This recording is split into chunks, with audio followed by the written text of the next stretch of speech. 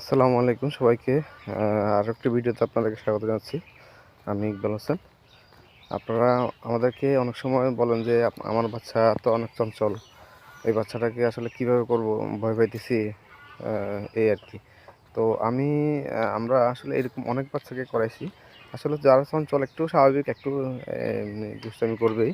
তবে আমি মনে করি দুষ্টামি যারা করে তাদের জন্য আমাদের এই সিস্টেমটা বা ডিভাইস কসমেটিক্স উন্নতি খতনাটাই মূলত সুন্দর সিস্টেম। এবং এখানে যারা একটু বেশি দুষ্টামি করে তাদেরকে প্যাম্পার্স পরায় রাখলে বা ডায়াপার যদি পরায় রাখেন কোনো সমস্যা হয় না। ডিভাইসটা সবসময় অ্যাক্টিভ থাকবে, নিরাপদে থাকবে। তো যারা মনে করতেছেন যে না আমার বাচ্চাটা চঞ্চল বেশি, তো তাদের জন্য আমি মনে করি আমাদের সিস্টেমটাই সুন্দর। তো আমাদের এরকম অনেক বাচ্চার আছে, রেকর্ড আছে যারা বেশি চঞ্চল।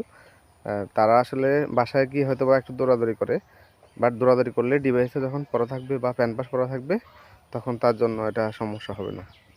আসসালামু আলাইকুম, ভালো থাকবেন।